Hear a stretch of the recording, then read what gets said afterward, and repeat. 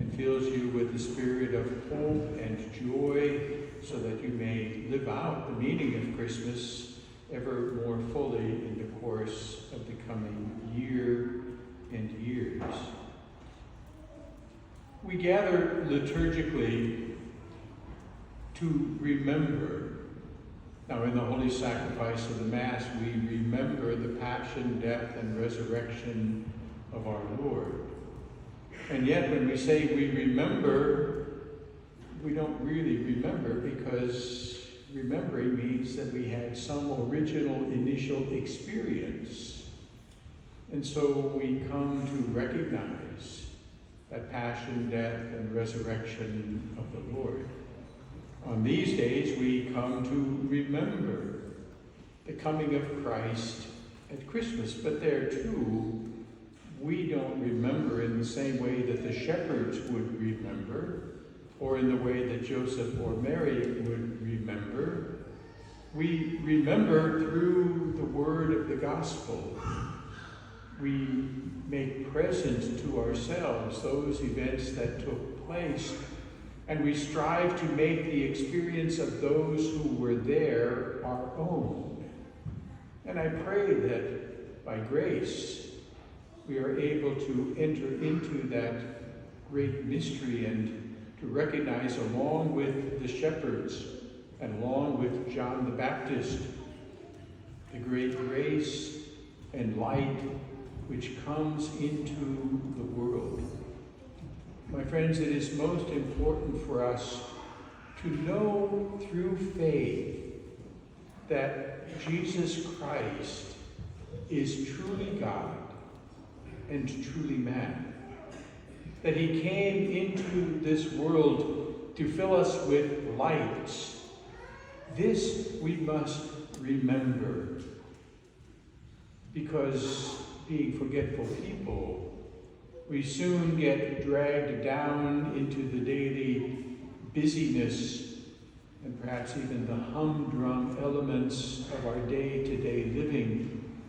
And we become like the shepherds on the hillside before the angels appeared to them, simply doing their duty of keeping sheep, and doing that well, and necessary occupation, dwelling on the hills.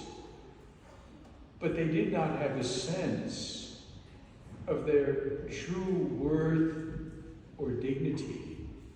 They did not have a sense of the importance of the work which they were doing, because they did not recognize that they were created in the image and the likeness of God, and that God himself would so value mankind that he would take on human flesh, so that they would know that they were more than shepherds, that they would know that they are more than purely mortal beings who live here for a time and then pass away and disappear into nothingness.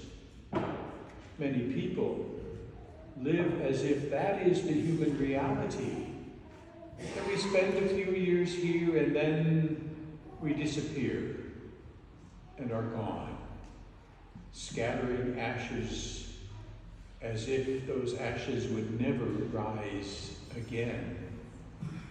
We must remember who we are as creatures of God, but more importantly, as men and women created in the image and the likeness of God. And human beings to whom our Lord came, and not only to be in our midst as an outsider, but to literally take on our human nature and to become one with us as he is one in God. This elevates humanity. It ought to elevate our own sense of who we are. It ought to elevate our own sense of our unique, wonderful, and necessary dignity, and give us the grace live up to that truth ever more fully and ardently. It's amazing that for more than 2,000 years, the world has celebrated this event of the coming of Christ. It's more than the recognition of the birth of a great prophet or a great teacher. Those kinds of events do not generate this kind of response. The response of the world, the response of our hearts, the response of centuries, is a response to the truth that God became man and made his dwelling among us.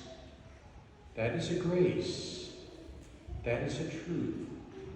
I pray that during these Christmas days and during this octave of Christmas, which we now enter into, we continue to reflect upon the marvelous, mysterious nature of this great union of God with man, this great feast of the birth of Christ, this great solemnity of Christmas, recognizing more fully who we are, and then striving to respond to the grace that God gives us to live ever more fully up to that dignity that God gives to each of us.